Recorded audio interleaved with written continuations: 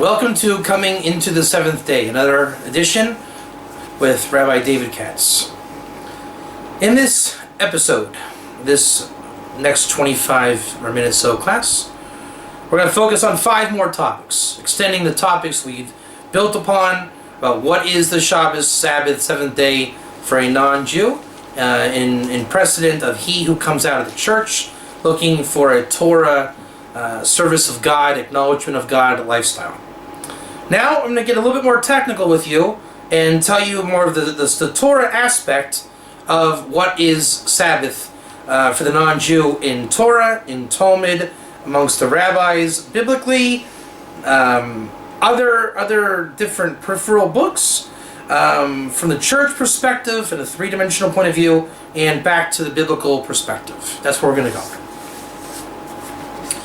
Talmud Krisis 9a, your favorite. Talmud Krisis 9a, you can spell that on the internet. The Ashkenazi way is Krisos.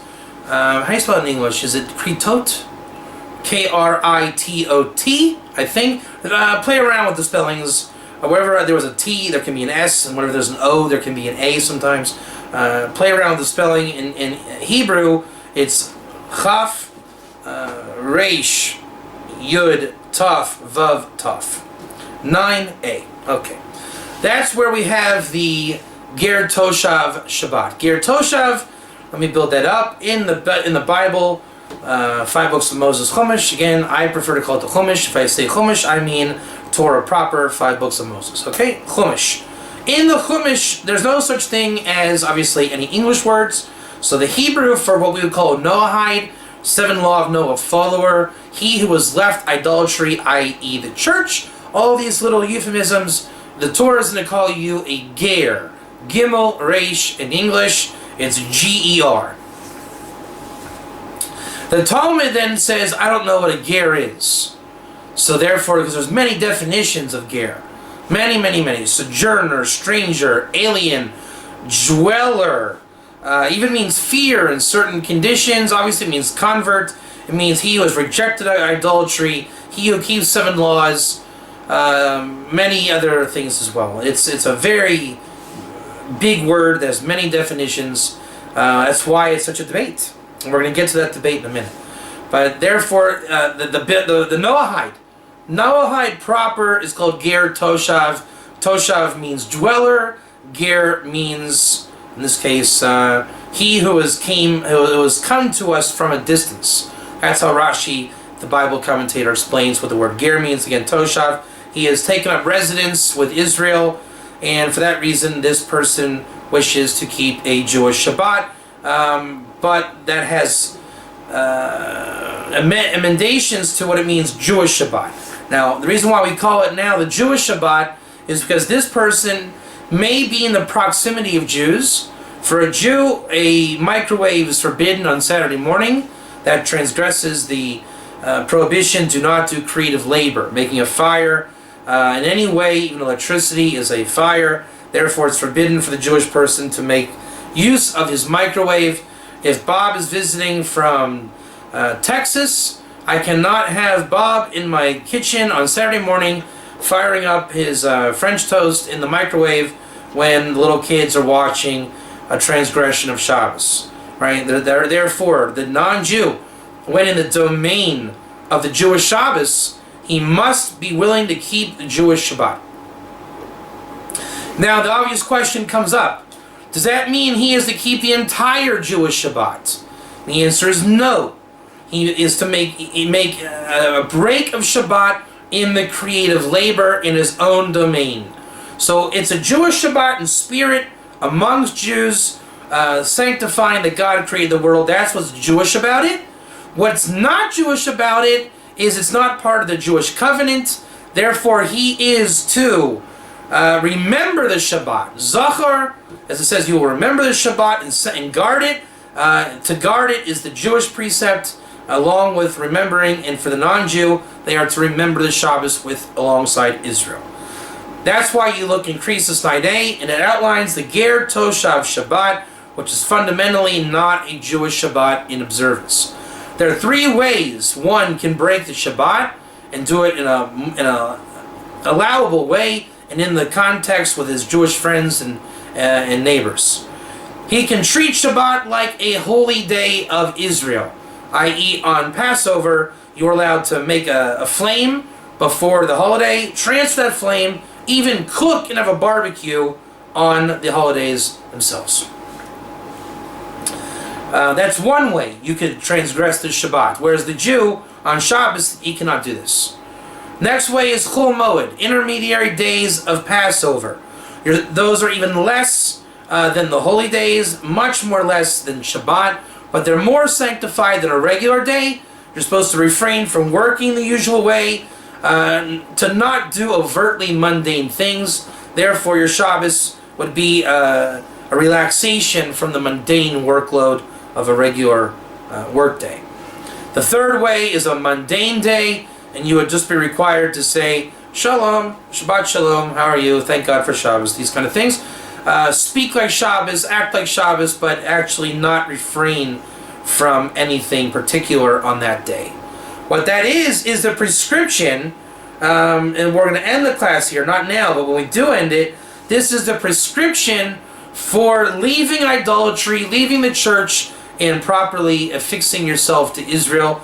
It's called the Nilvim, the attachments. See Isaiah 14:1 for the word in usage there, Nilvim.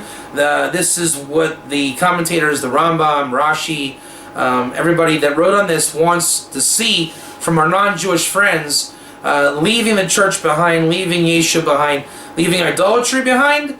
You may not have taken on the 7 laws yet, you may not have done a lot of things, but we want to see something Jew-ish, an attachment, and even if you're an idolater, if you're just straight up not Jewish in any language, I know it sounds harsh, it's just, again, we're speaking in Jewish context of reality here, where a day begins at sundown and not any other time, so it's Jewish terminology and concepts, meaning idolatry, meaning not solely recognizing the God of Israel.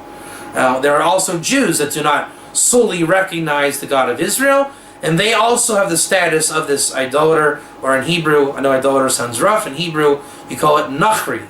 It's in the Torah as well. And there's a contrast in the Torah between the ger and the nachri.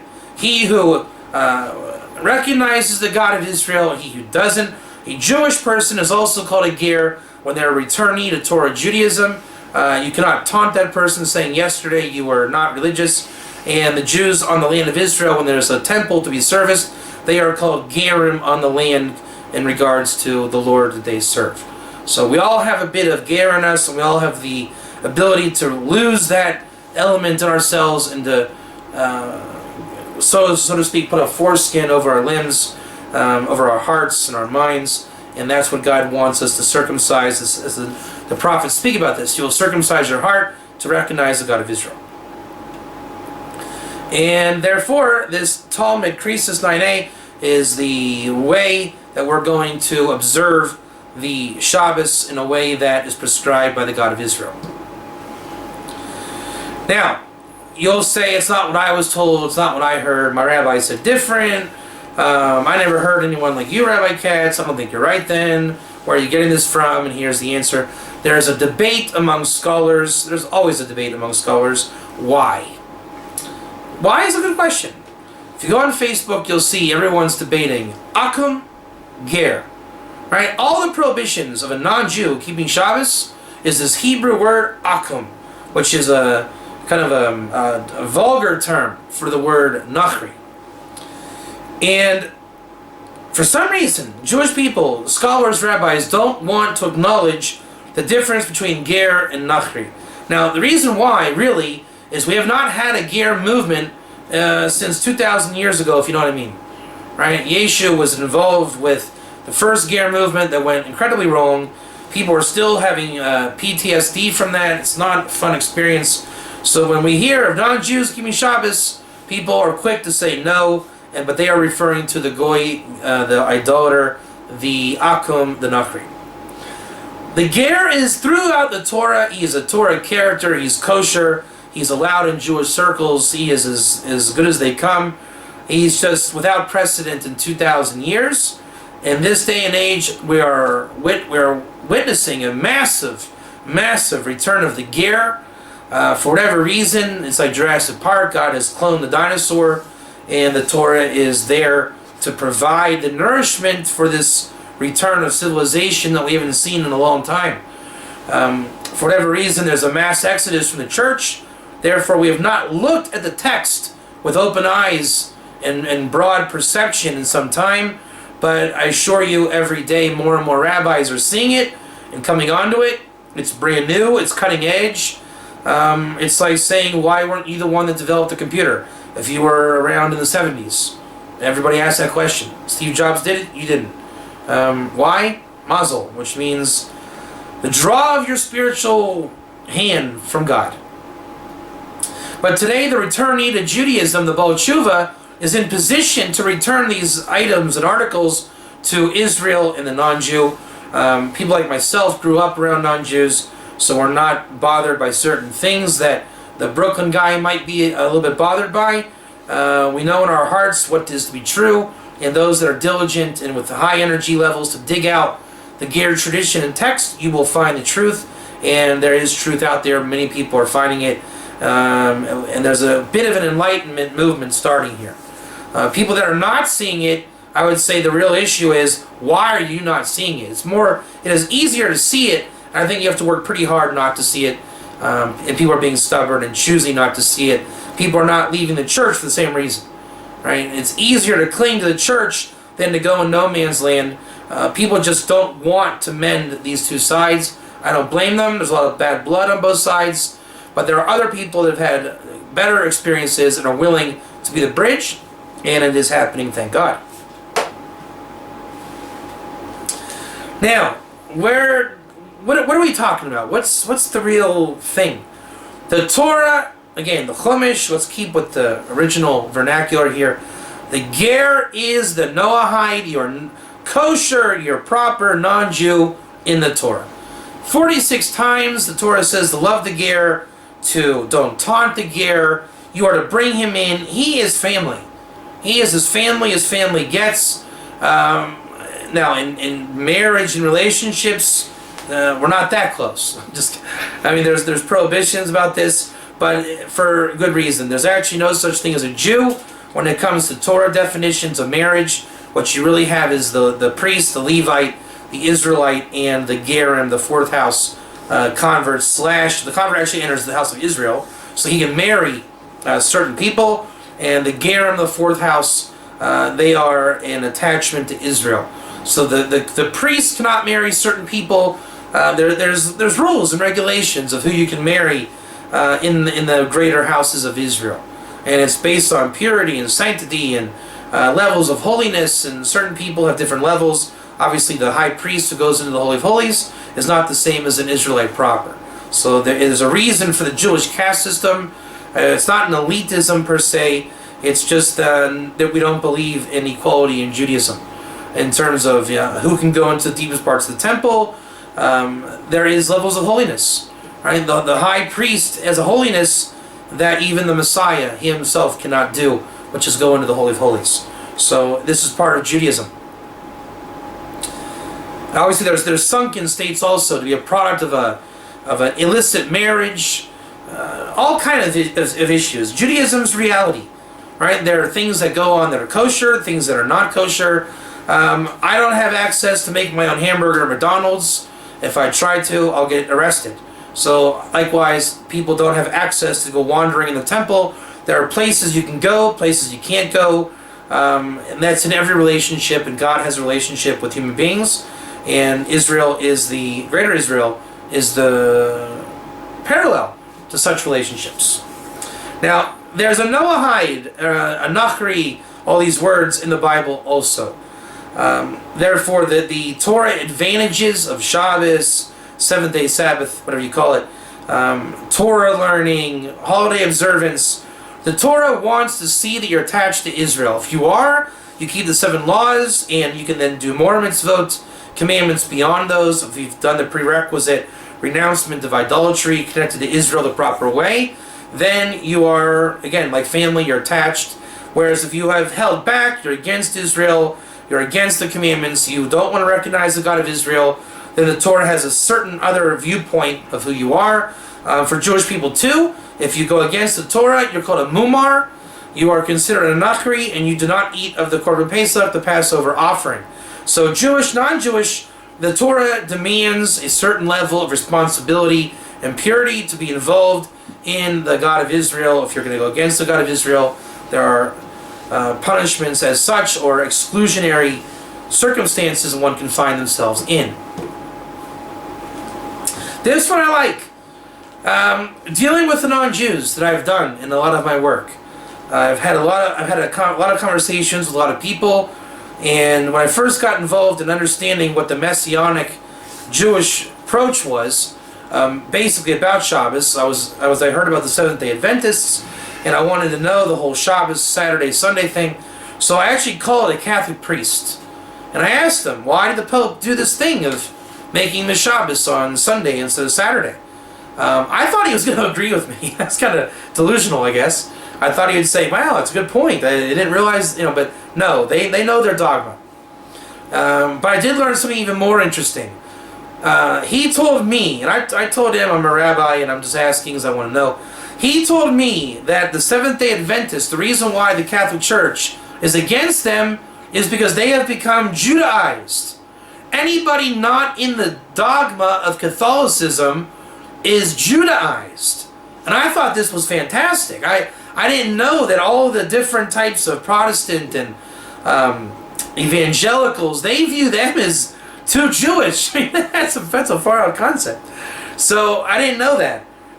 Therefore, I realized that the Catholic Church, they don't let you learn the Torah or the New Testament, the Bible, and the breakaways really were an advent of learning and connecting to the text, and that's why they sought to bring the Shabbos back to Saturday and open up the Torah and learn.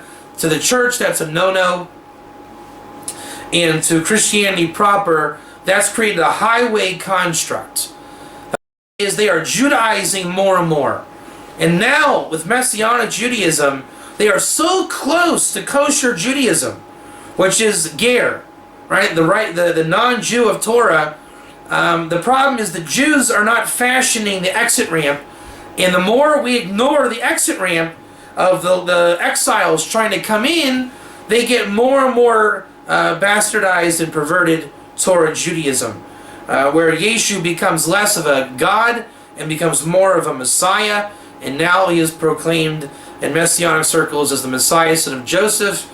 And if we miss our opportunity now to heal the rift, which is to make a kosher exit ramp, God only knows what perversion will come next.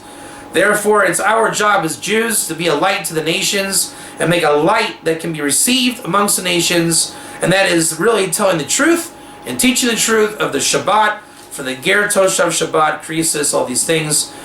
Teach what it is to be a non-Jew in the Torah. There's plenty of tradition. I would say up to half of the Torah in some way, shape, and form really is a teaching for the non-Jews. The Torah is universal, and the God of Israel accepts all of mankind. And we're going to end this class now with the point is, everybody wants to have an identity and be biblical. Everyone knows the people of the book are biblical. Jewish people are biblical. Obama can say what he wants. Americans and Palestinians and Muslims and ISIS and French people and all the people of the world that have issues with Israel and Jews. You can say what you want, but we all know it's a biblical story. We all know this land is biblical. We all know that there's a biblical people on this biblical land.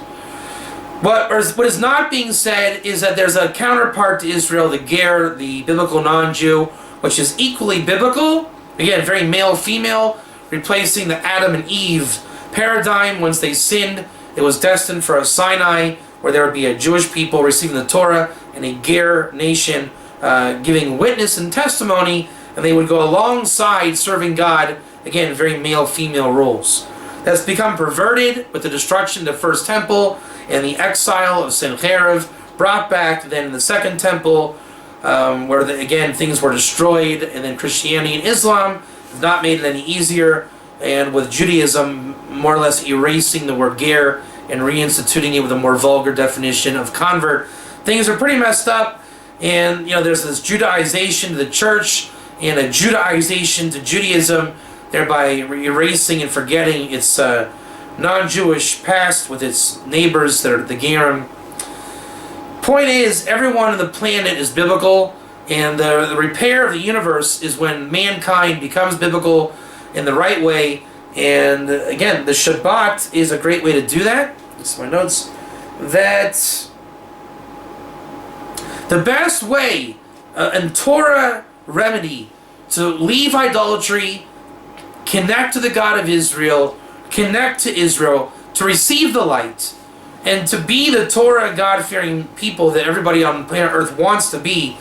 The biblical you is found at least in the gateway of Ger. That's why it's called the Ger of the gate, the non-Jew of the Torah. Through this word Ger, you come into the mitzvot, the commandments that will attach you to Israel, attach you to the God of Israel.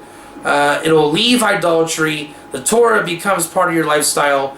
The seventh day becomes a rest day, becomes the Shabbat, the Ger Toshav Shabbat. Torah becomes infused with your life, and that's really the prescription of how to grow in holiness and purity and partake in things like the Passover offering, the red heifer. The third temple itself will be universal, a house of all nations, a house of prayer, a house of rest. It's called Menucha, which is the prophetic experience which is granted upon all whose deeds reflect a worthy trait to have the Holy Spirit, the Shekhinah, come upon you. This was said by Elijah in a book called Tana Dve Eliyahu, that anyone, male, female, slave or maidservant, Jew or non-Jew, if his actions are befitting the divine Holy Spirit, will rest upon you, which is eyes open, seeing the light, and an ability to connect, even on a prophetic level, to the God of Israel, which is defined by the temple experience, which is again synonymous with the Shabbat experience when done right, and that is outlined in the Torah for Jew and non-Jew alike. That's all for this segment. I hope you've enjoyed coming into the seventh day. I'll see you guys hopefully on Shabbos. That's all. Thank you.